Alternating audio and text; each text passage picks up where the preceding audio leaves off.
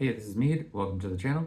We are going to continue on the path of relaxation in drawing technique, and this time we're going to take it one step further and go from relaxing in your warm-up into relaxing with forms practice. So you should probably understand forms fairly well so that it's a little bit automatic for you. When you practice more advanced drawings and try to relax with them, you want to pick things that you're familiar with and comfortable doing so that you can focus on the physical sensation rather than having to think through the drawing steps.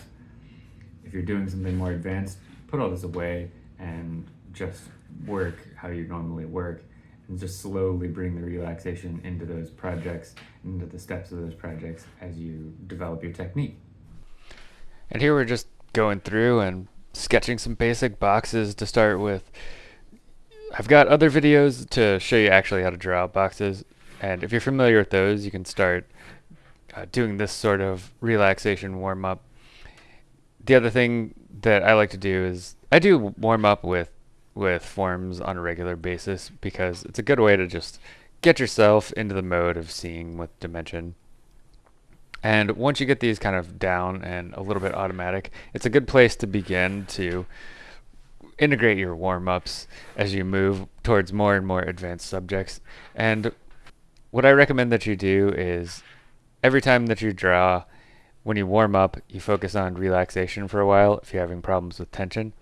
And then as you do your more advanced drawings, you do check in with that periodically so that every time you take a break, you're relaxing your hand and you're taking frequent breaks to be able to do that. Thank you for watching this video all the way to the end. I do appreciate it. We've got more stuff coming soon on the channel, and we've got some courses coming up that'll be released on ArtStation and probably on Gumroad. We'll find a good place, a good home for those things. And if you have any questions, comments, concerns, please put those in the comments or shoot me an email. I would like hearing from everybody. The comments give me a lot of ideas for new videos to make and what your concerns are and how I can help address them.